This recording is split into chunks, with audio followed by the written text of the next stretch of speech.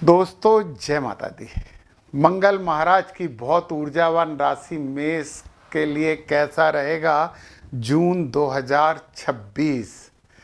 इस वीडियो को मैंने 3 भागों में बांटा है। सबसे पहला भाग है कि जून का संक्षिप्त फल कथन। दूसरा है गुरु महाराज का अपनी उच्च राशि कर्क में गोचर और उसका प्रभाव।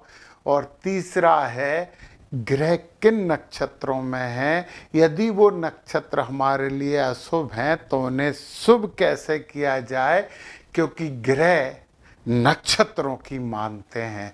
तो चलिए हम शुरू करते हैं इस बहुत ऊर्जावान माह का फल कथन। मेष राशि के जातकों, ये तेज निर्णय और नई शुरुआत का माह है। आपके हर काम में तेजी आएगी। नए प्रोजेक्ट तो पक्का मिलने वाले हैं। आपके अधिकारी आपसे प्रभावित होंगे, जल्दबाजी मत करना। आय में सुधार होगा, घर और वाहन पर अच्छा खर्च होगा, तो ये अच्छी बात है। परिवार में आपकी बात सुनी जाएगी, मानी जाएगी। प्रेम संबंधों में थोड़ा सा अहम कम रखें। सिर दर्द हो सकता है, एसिडिटी और ब्लड प्रेशर का आपको ध्यान रखना चाहिए। जो पिछले अधूरे कार्य छूट गए हैं उन्हें आपको पूरा स्माय कर लेना चाहिए। क्रोध में निर्णय नहीं लें, ये सबसे बड़ी सावधानी है। मंगलवार के दिन हनुमान जी को चोला चढ़ाएं महीने में एक बार, और सूर्य को जल दें। ये तो हो गया संक्षिप्त फल कथन। अब सबसे पहले गुरु महाराज का ये महागोचर अपनी उच्च राशि कर्क में। गुरु ज्ञान के ग्रह हैं और ज्ञान के ग्रह चंद्रमा की संवेदनशील राशि में प्रवेश कर रहे हैं। मतलब ज्ञान में संवेदना आने वाली है। और गुरु महाराज गोचर कर रहे हैं आपके सुख भाव में, माता के भाव में और संपत्ति के भाव में। संपत्ति का मतलब ये है कि घर और वाहन के भाव में। बहुत अच्छा गोचर है आपके लिए। उच्च के गुरु हैं, परंतु कई लोग ये बात बोल देते हैं कि गुरु जहां बैठते हैं वहां पे कमी करते, नहीं करते। गुरु जहां बैठते हैं वहां पे हम कितना ही कर लें कमी लगती है हमें, क्योंकि गुरु महाज्ञान के ग्रह हैं। ये है वो दिक्कत। परंतु गुरु महाराज जो है ना, अपनी 3 दृष्टियों से अमृत बरसाते हैं। तो हम वो अमृत देख लें। 1 2 3 4 5, 5वीं दृष्टि गुरु महाराज की आ रही है आपके 8वें घर पर। 8वां घर क्या है? गूढ़ विद्याओं का घर है। एस्ट्रोलॉजी सीख सकते हो। रिसर्च का भी बहुत अच्छा काम आप कर सकते हो। माइनिंग का काम बहुत अच्छा आपके लिए रहेगा। पेट्रोलियम का काम अच्छा रह सकता है। और वो संपत्ति भी मिल सकती है जो आपने नहीं कमाई। और ज्ञान का उपयोग करें तो ये घर जो पीड़ा का घर है, पीड़ा नहीं देगा। अब गुरु की 7वीं दृष्टि पड़ रही है आपके कर्म भाव पर। आपके कर्म में एक दमदारी जरूर रहने वाली है। परंतु कर्म भाव की दृष्टि के साथ साथ ये जो आपके राशि स्वामी आपके लग्न में ही बैठ गए हैं, क्रोधित अवस्था लेकर आने वाले हैं। तो मैंने कहा है कि यदि क्रोध से बचे तो जग जीत जाओगे। एग्रेशन शो मत करना। ओम नमः शिवाय का जप कर लेना, हनुमान जी की आराधना कर लेना। अष्ट सिद्धि नवनिधि के दाता शांत कर देंगे। तो इस मंगल के जो क्रोधी स्वभाव है, जो आपके व्यक्तित्व वाले भाव में है, इससे आपके राशि में है और राशि स्वामी है, थोड़ी सी सावधानी रखना, क्योंकि ये बहुत ऊर्जा देता है, बहुत एनर्जी देता, कर्मठ बनाएगा, गुस्सा भी देगा। गुस्सा से बचना, क्योंकि मंगल की जो अग्नि है ना, वो कर्म की अग्नि है। सूर्य की जो अग्नि होती है ना, वो नेतृत्व की अग्नि होती है। मैं भी 7वीं दृष्टि की बात कर रहा हूं, परंतु यहां सूर्य की भी बात कर ले। ये परिवार, वाणी, कुटुंब के भाव में है। धन का भाव भी है। सूर्य का अग्नि तत्व जो है नेतृत्व का अग्नि तत्व है, परंतु यहां पे नेतृत्व में कई बार हम अहंकारी सिद्ध हो जाते हैं। तो घर परिवार में थोड़ा सा अच्छे से सभ्यता से पोलाइटली बात करेंगे तो धन तो आएगा। वाणी पे नियंत्रण दूसरी रेमेडी आपके लिए हो गई। सूर्य महाराज से 7वां घर चमकता है, तो ये 8वें घर पे दृष्टि डाल रहे हैं। 8वें दृष्टि डाल रहे हैं तो सूर्य भगवान को जल जरूर चढ़ा देना। यदि आपको पीड़ा नहीं चाहिए, यदि आपको वो धन चाहिए जो आपने नहीं कमाया, तो आदित्य हृदय स्तोत्र का भी पाठ कर लेना। कोई भी नकारात्मकता नहीं होती, कर्म से सबको नियंत्रित किया जा सकता है। पूरा नियंत्रित नहीं तो मिनिमाइज तो किया ही जा सकता है। हमने सूर्य की भी बात कर ली, अब जरा गुरु महाराज की दृष्टि की बात करते हैं। तो ये कर्म पे पड़ रही है। तो मैंने कहा है कि मंगल आपके राशि में बैठे हैं तो कर्मठ आप बहुत रहोगे, खूब अच्छे काम करोगे। आपके काम से आपके ऑफिसर वगैरह जो है वो बड़े प्रसन्न होंगे। समाज में भी आपका मान और सम्मान होगा। फिर से बोलूं, क्रोध मत करना, क्रोध मत करना। अब गुरु महाराज की जो नवम दृष्टि जा रही है वो है शनि महाराज पे। चूंकि आपको 7.5 चल रही है और शनि महाराज ने अभी अभी नक्षत्र परिवर्तन भी किया है, व्यय के भाव में बैठे हैं, परंतु बैठे मीन राशि में, वो भी गुरु की राशि, और गुरु महाराज शनि को देख भी रहे हैं। तो पता है ये कम से कम 1 साल के लिए, बीच में अतिचारी होकर कुछ समय के लिए ये सिंह राशि में चले जाएंगे, परंतु उस समय की बात मैं उस समय करूंगा। परंतु 1 साल के लिए तो मान लो कि 7.5 खत्म हो गई है। शनि महाराज गुरु हो गए हैं। ईमानदार रहना, बस धोखा मत देना किसी को, और अपने अधीनस्थों को प्रसन्न रख देना, तो टेंशन खत्म है। चलिए, ये बात तो हमारी गुरु महाराज की हो गई। अब देखिए ना, सूर्य जो हैं वो 15 से मिथुन में आके आपको और पराक्रमी बनाने वाले हैं। इस घर में सूर्य बहुत अच्छे होते हैं। फिर मंगल 20 से यहाँ आके थोड़ा सा वाणी में तीव्रता लेके आने वाले हैं, तो शांत रहना। फिर बुध यहाँ पे हैं और बुध महाराज यहाँ पराक्रम में बुद्धिमत्ता दे रहे हैं, साहस दे रहे हैं और अच्छी यात्राओं से लाभ दे रहे हैं। और शुक्र भी यहाँ पे आपको थोड़ा भौतिकतावादी बना रहे हैं।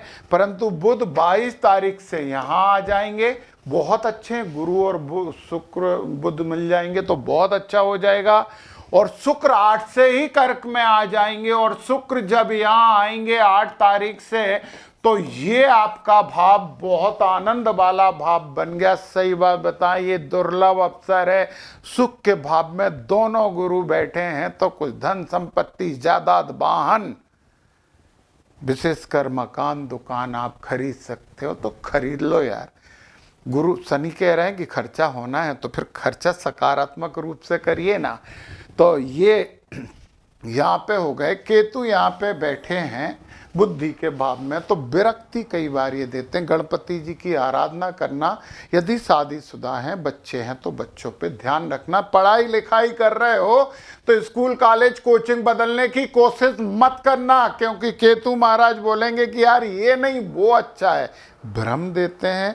इस भ्रम से बच जाना। चलिए, राहु महाराज बैठे हैं आपके 11वें घर में, उपछाया भाव, बेस्ट, बहुत अच्छे। ये भी आपको वरदान है, तो वरदान स्वीकार करिए। बहुत अच्छा माँ है, बहुत अच्छा काम करिए, क्रोध से बचिए। अब मैंने अगली बात बोली, और वो बात इंपॉर्टेंट है। और इंपॉर्टेंट क्यों है? इसलिए है कि ग्रह है ना, नक्षत्रों के आधार पे फल देते हैं। अश्विनी, भरणी और कृतिका 3 नक्षत्रों में मेष राशि होती है। अब सब हमें अच्छा फल तो दे रहे हैं, परंतु नक्षत्र देख लें। हमें नक्षत्रों को संतुलित करना है। सबसे पहले मैं बात कर रहा हूं अश्विनी नक्षत्र की। मेष राशि अश्विनी नक्षत्र 11 से 21 तक सूर्य महाराज मृगशिरा नक्षत्र में है और वो आपके लिए शुभ नहीं है। तो 11 से 21 तक, केवल 11 जून से 21 जून तक आपको जाप करना है ओम सोमाय नमः। केवल 11 जून से 21 जून तक सूर्य शुभ होंगे, क्योंकि नक्षत्र प्रसन्न होंगे तो वो ग्रह को अच्छे फल दिलवाएंगे। मंगल जो हैं वो मंगल, सूर्य की बात हो गई हमारी, सूर्य की बात हो गई। अब हम बात कर लें मंगल महाराज की।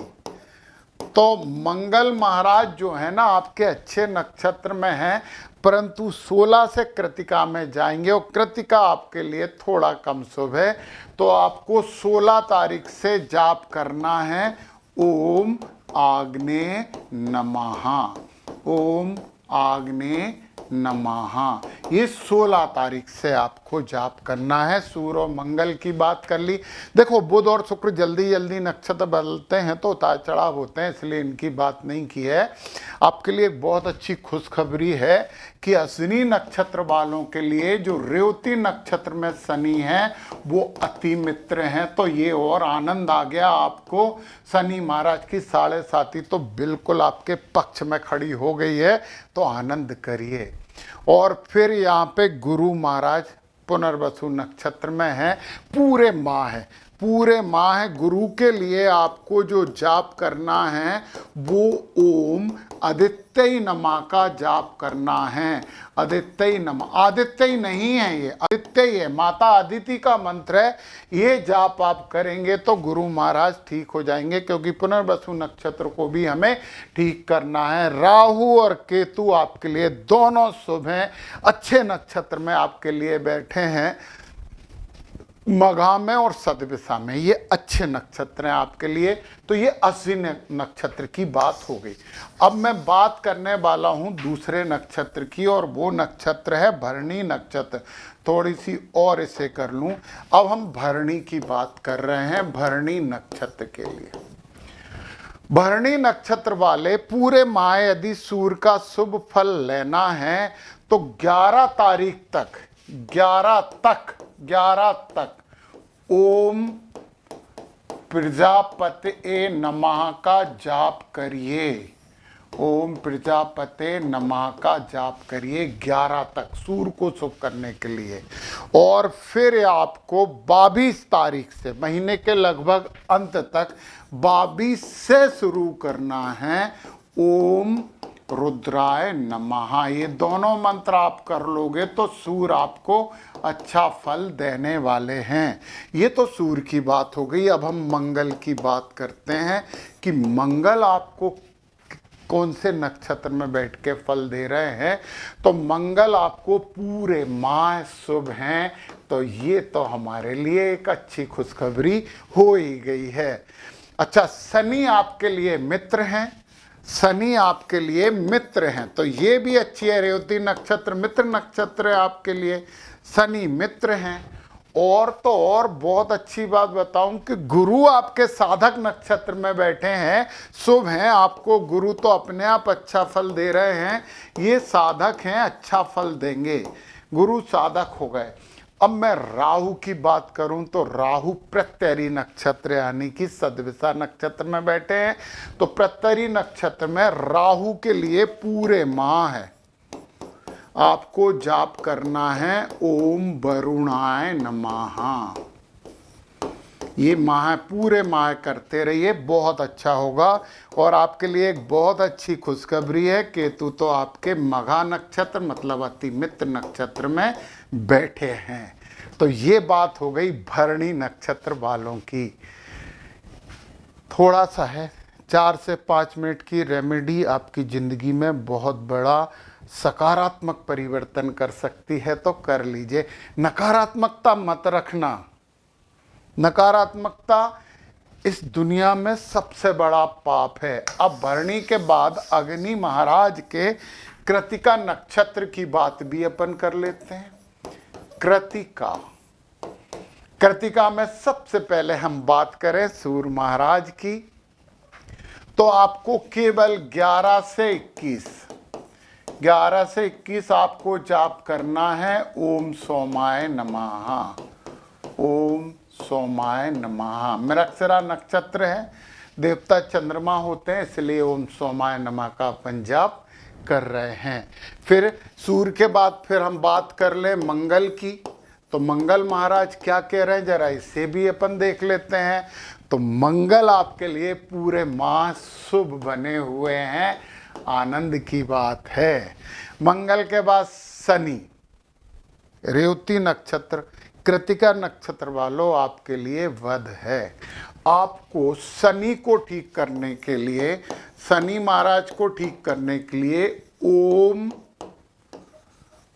पूखणे नमः, इसकी 3 माला रोज करनी चाहिए और ये माला आप करते रहना जून तक।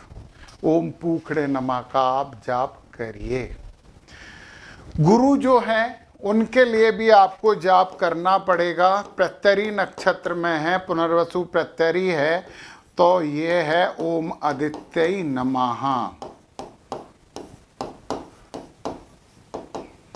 वैसे गुरु शनि गुरु की दृष्टि से है, गुरु की राशि में है, तो इतना नुकसान नहीं करेंगे। राहु आपके लिए क्षैम नक्षत्र में है, यानी कि सतविसा क्षैम है, और केतु मघा में मतलब मित्र नक्षत्र में, ये दोनों अच्छे हैं। थोड़ा सा काम, थोड़ी सी सावधानी और आनंद ही आनंद है। आपको ये क्षैम नक्षत्र, साधक नक्षत्र, अतिमित्र नक्षत्र क्या होते हैं और नक्षत्र हमारे जीवन पर सर्वाधिक प्रभाव डालते हैं। नक्षत्रों की ग्रहों को सुनना पड़ता है यदि आपको नक्षत्र पूरे समझने हैं, कृष्णमूर्ति पद्धति समझनी है, न्यूमरोलॉजी समझनी है, बहुत से कोर्स हैं। तो डिस्क्रिप्शन में मेरे ऐप की लिंक है, क्लिक करके ऐप डाउनलोड करके अपना मनपसंद कोर्स लेके अपना ज्ञान बढ़ा सकते हैं। अच्छा करिए। जय माता दी।